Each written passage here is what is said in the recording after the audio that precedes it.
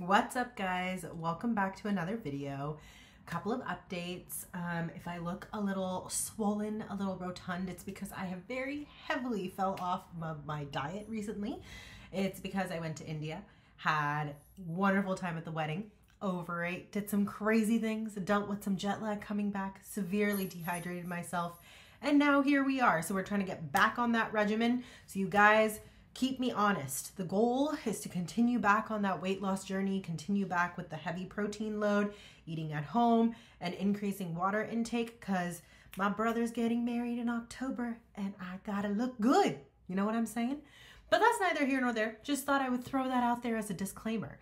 Now, the real reason why we're here and the reason for this community is to talk all things books. And as you guys may know, it's insane to think, but it's already April of 2025. Tax season is amongst us, guys. It's terrifying, terrifying period of life. But here we are.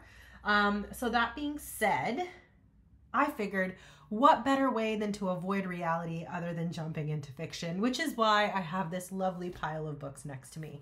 Now, two of the books that I'm going to talk about have not actually released yet.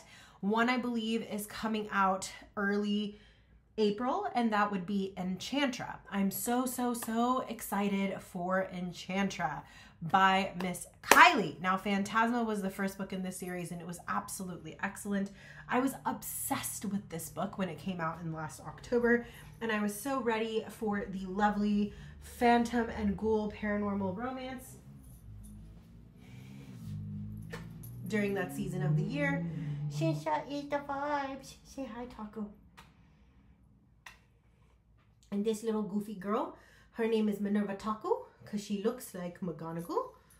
Minerva McGonagall for my Harry Potter fans when she is an animagus. But we also have another black cat whose name is Bella Luna. So my husband and my sister-in-law were keen on naming this little girl here Taco. So we had a mini Taco running around, and now she's just Taco. But between the two of them, we have Taco Bells. So that's the story there. Say hi, precious. Say hi, my precious girl. You smelly. Yeah. Anyways, that was neither here nor there. So thanks for dealing with that. What was I talking about? Phantasma. Yeah, Phantasma was one of my all-time favorite books of last year. I absolutely loved the trials and tribulations. I loved the setting in, New Orleans. And I absolutely adored our main character and her romance. And I'm so excited to hear more about her sister's tale, which is where this lovely book picks up. Now, this book is going to be a Book of the Month book. It is not released for the April selections. However, it is a choice for the add-ons. And as always, I will be unboxing my Book of the Month box for you guys at some point. But that book is going to be there at some point. So I'm very excited for that. And that is going to be the first book on our TBR for April. Now, before I go too far ahead of myself, I realized I didn't do an intro. Hi guys, my name is Jaya. Welcome to my little corner of the internet. I put out videos every Wednesday and Sunday on bookish related content. So if you are obsessed with fiction, if you have a fiction addiction, you are definitely in the right place. We read all different genres here. And so I am super excited to share all of these wonderful books with you guys. And honestly, this community means the world to me because it gives me validation that my addiction is worthwhile. Does anyone need to collect as many books as I do? No. Does anyone need to read as voraciously as I do? No. But I do love having a community where we can talk about it without it being a bad thing. So thank you. Thank you for being here. For those of you that are new, if this sounds like it's your vibe, definitely consider hitting that subscribe button and that notification bell. For those of you that are returning, thank you once again for being here. So again, coming back to our April TBR, we have, of course, our first book, which will be Enchantra, the second book to Phantasma. And unfortunately, because it has not released, I do not have any versions of that book to showcase to you guys, but it's a beautiful purple cover from what I saw online, and I'm very excited for it. And for those of you that are returning, thank you for being here. As you can see, my cat is definitely having her moment today. She is our shining star with her lovely butthole straight in the air and all of that in my face. Hello, Miss Shoulder Cat. Hi, are you okay? Are you okay? Come here, princess. You may stay on my shoulders, but let's not climb all over the keyboard and cause problems for our viewers. What do you say? What do you say? You want to talk all things literature with everybody? Yeah? You kneading back there? Okay, you do you. Don't fall. You are perfectly capable of falling. Miss Madam. There she goes. All right. So getting back to the rest of this books. Now, I did decide this month I kind of want to delve a little bit back into fantasy, but I also want to strike into my young adult category. I have so many young adult books that have been sitting on my shelf that I've been wanting to get to. These are series that people have raved about. And unfortunately, no, the Shatter Me series is not on this list today. That is something that is on my TBR. I will get to it eventually, but unfortunately not one of the series we're talking about today. But as I mentioned, my first book, I do not have a physical copy of yet. The second book is actually a part of a series, and the third book in that series is finally releasing, and that would be the second book on this list. But we can't talk about that book until we talk about this series, so let's talk about it. One of the most popular book talk, YouTube booktube videos that I saw about books included the beautiful, beautiful, beautiful tale of Powerless. So I decided that I was going to wait to read Powerless as well as the second book in the series, Reckless, because I found out that Fearless was going to be releasing this year. Now, for that reason, I have already pre-ordered it from Barnes & Nobles. I'm very, very excited for it because I want to continue these special edition covers if possible. But I'm so excited to the final book in the series. I also happen to have the novella. So these 3 books plus the final book, Fearless, when it releases in April, are definitely going to be part of the TBR. I can't wait to sink my teeth into these books, and I can't wait to get a feel for what everyone has been raving about. In preemptive goals, I already bought a sweater that's all about this series, and it's yellow, guys, so perfect for like this, spring season. So I'm very excited to toss that sweater on and just dedicate a day to reading this series. Now, don't worry, I will be doing a series review for you guys. And if you're interested, I will also be doing a readathon for these 4 books. So let me know if you want to see that. I am super, super, super excited to jump into them. The next set of books that I have here is another series that I have been waiting to get into. And I have heard such amazing, amazing things about these books. Like, I have literally heard from everyone that they are freaking phenomenal, and I cannot wait, guys, to jump into this series. Now, this particular series is a dystopian series. It's about a character who basically, before I talk about that, Powerless series is basically following a woman who is living in a world where elites are considered special and they have powers. And then you have the non-elites who are kind of like normal people but are dealing with poverty and all this kind of stuff, is my understanding. So this woman is basically pretending like she has powers in order to maintain her status within the social realm of the elite. And then her love interest is actually someone who's trying to suss out people who are like fakes, and they are basically enemies to lovers. That is all I know about this. From my understanding, there's also trials and tribulations in this series and kind of Hunger Games adjacent, but like better is what I've heard. So that was Powerless. This universe is basically a dystopian universe in the second series, and basically people don't die. So there's actually a job description where you are given the duty of Grim Reaper. You're a Scythe. You basically go out and you take lives as needed. So in this world, I should really back for you. Thou shalt kill. Right? Let's start with that. Thou shalt kill. A world with no hunger, no disease, no war, no misery. Humanity has conquered all those things and has even conquered death. Now, Scythes are the only ones who can end life, and they are commanded to do so in order to keep the size of the population under control. Citra and Rowan are chosen to apprentice to a Scythe, a role that neither wants. These teens must master the art of taking life, knowing that the consequence of failure could mean losing their own. They learn living in a perfect world comes only with a heavy price. So this is the book Scythe. I'm very, very excited to read this. It just sounds so fascinating and so interesting. I love a good dystopian novel, and I have heard such amazing reviews about this book by Mr. Neil Shusterman. There's 4 books in total within this series. So we have Thunderheads, we have The Toll, and then we have Gleanings, which I believe is the final book in the series. So I am so excited to sink my teeth into these books. I have heard absolutely wonderful things, so I cannot wait to jump into this series. Also, some of these books are thick. Like, look at that. That is a thick book, but I'm excited. So without further ado, here is the beautiful Scythe series. I cannot wait to sink my teeth into them. Next up, I have 2 books here, which I believe is a duology. This is by Jennifer Lynn Barnes, the wonderful author who wrote both the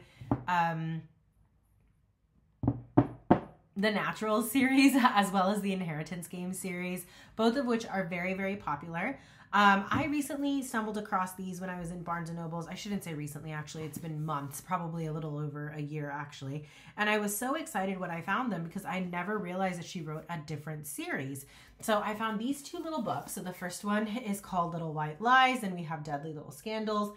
And the first one says on the front, in this town, secrets won't stay hidden for long. And then on the bottom of this one, it says, be careful where you bury your secrets. And I just love the 3 girls on this cover and the 4 girls on this. They clearly look like little debutante girls, but with a mission up their sleeves. So I cannot wait to read these. I'm going to read the back for you.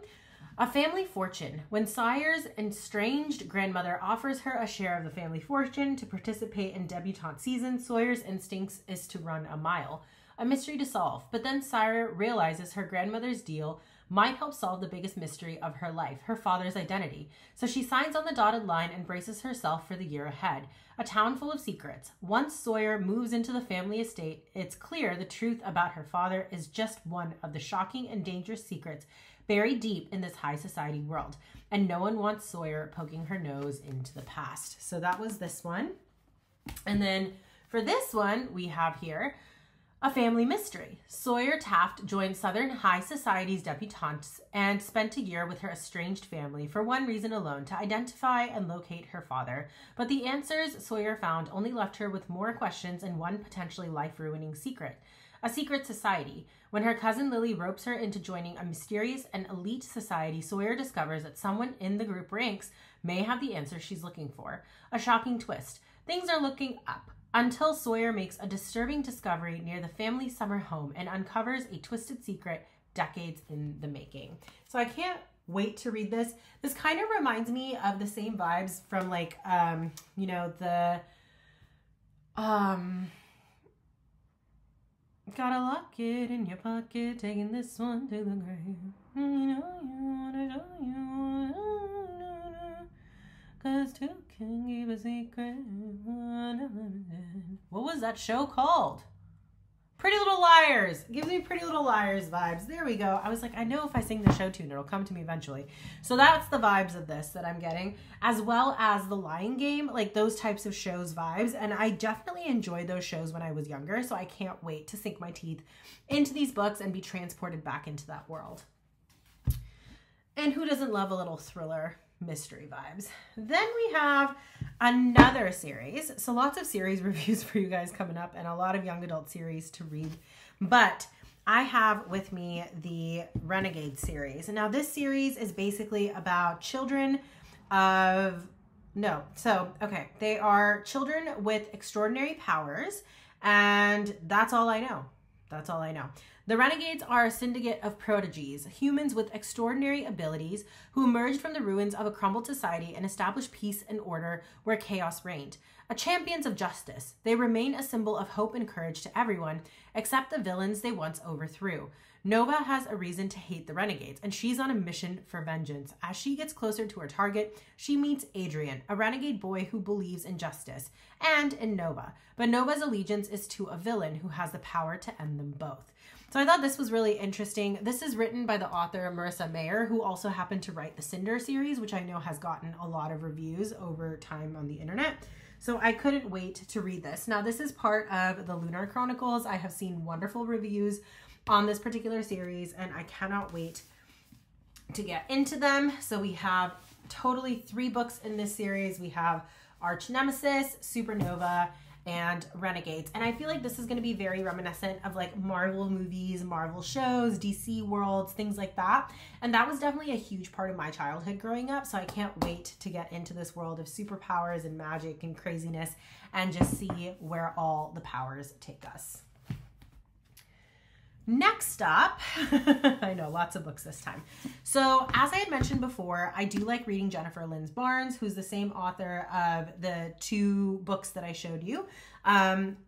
This book is basically a new book within the Inheritance Games world. So within the Inheritance Games, you have 4 books specific to the Inheritance Games, which was the original trilogy plus the little spin-off, the Hawthorne Brothers. So those 4 I have read. Since then, there have been 2 books that have been released. One is the Grandest Game and one is called Games Untold. Now this is about the characters from the Inheritance Games basically setting up a crazy game where people can compete in order to win prize money that can then be used to change the world. And these people are billionaires. They have a ton of money. So I'm very excited to see what this competition entails that these 4 dream up. So here we go. In the first book, it is the Grandest Game. Only one can win. On the back, it says 7 tickets, an island of dreams, the chance of a lifetime. Lyra. Reading the words told Lyra exactly what she held in her hand. This was a ticket, an invitation, a summon. The words engraved above the code were instantly recognizable to her, to anyone on the planet with access to media of any kind. The Grandest Game. Rohan. Already, Rohan had begun to classify his competition. Odette Morales, Brandy Daniels, Knox Laundry. He dragged the tip of his blade through the bishop, the rook, and the knight. That just left the 3 players nearest to Rohan's own age. Gigi Grayson, Savannah Grayson, Lyra Kane.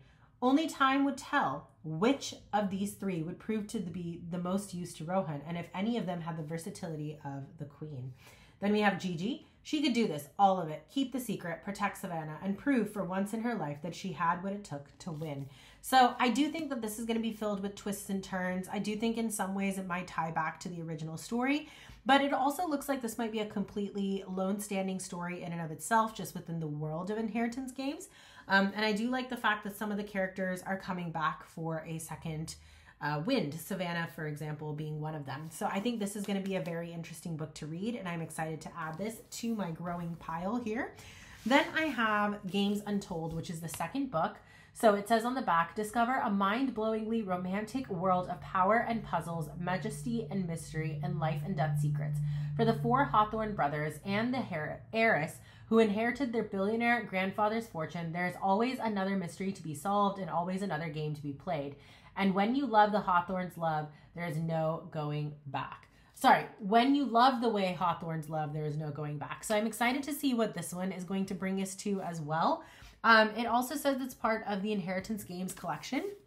And this one I'm a little bit more confused about. I don't fully understand if it's actually a secondary story to the Inheritance Games itself, or if it's like a continuation of the Grandest Game after that story has been told. But either way, I am excited to read this and to finish reading all the books, at least that thus far have been released for the Inheritance Games series. And then I have a lovely duology. Now, I did find out when this first book came out that it was going to be a duology. Now, this book took the world by storm. This is, of course, none other than our favorite fantasy, Heartless Hunter. It is part of the Crimson Moth series, and this is book 1. It is an Enemies to Lovers series. Now, this happens to be a duology, and the second book happened to release this past year. So when I saw that this book was now available, I had to get my hands on it. And now that I have both books in the series, I am going to be tackling this duology and definitely reading it this April. So let me read the inside for you guys so you know what it's about. Enemies to Lovers doesn't get more high stakes than a witch and a witch hunter falling in love in best-selling authors Kristen Cicarelli's latest romantic fantasy. So I can't wait to read this one. I'm not going to read other details because I kind of want to go into this book blind, and I'm going to take you in the book blind with me. If you're interested in reading the synopsis before I do the review, please feel free to do so. But I will definitely read both of these books and do a series review for you guys as well for this lovely duology. As of right now, that is all the books that I have on my TBR for April. So altogether, that's 1, 2, 3, 4, 5, 6, 7, 8, 9, 10, 11, 12, 13, 14, 15, 16, 17, 18, including the 2 new books that are coming. So definitely have my hands full. I don't know if I'm going to be able to get through all of them, but I do have a small vacation coming up in April. So hopefully that'll afford me a little bit more time to read. But overall, I'm super, super pumped to get into all of the deliciousness that I have set aside for myself for reading this month, and to enjoy all the young adult vibes as well as the fantasy vibes and real world mystery thriller vibes as I jump into all of these books. If you guys have read any of these books, or if any of these books have made it to your TBR in the past or are currently sitting on your potential TBR list, definitely leave me a comment below. I love reading your guys' comments, and I love, you know, getting into a chat with you guys. So definitely let me know. Also, if you would be interested in potentially doing an internet book club, then definitely let me know about that as well in the comments below. I do think that's something I would like to attempt to do. So that would be absolutely wonderful. Outside of that, I have 2 book clubs that I'm a part of. One is called Paper and Glam. It's absolutely wonderful. It's run by a wonderful woman called Lisa Marie Landreth and a group of amazing women. So that's definitely one to check out. The other one is called the Overbooked Book Club. It's over on Facebook. We tend to meet up the last Wednesday of every month, and we typically meet around 5:30 p.m. PST. So if that sounds like it could be up your alley, definitely check that out on the Facebook page as well. It is kind of an open group, so anyone can apply to be a part of the group. Once you're in, you're in. We vote on books once a month, and then we decide what we're going to read, and then the Zoom links are sent out closer to that last Wednesday of the month for us to read and discuss the choice book.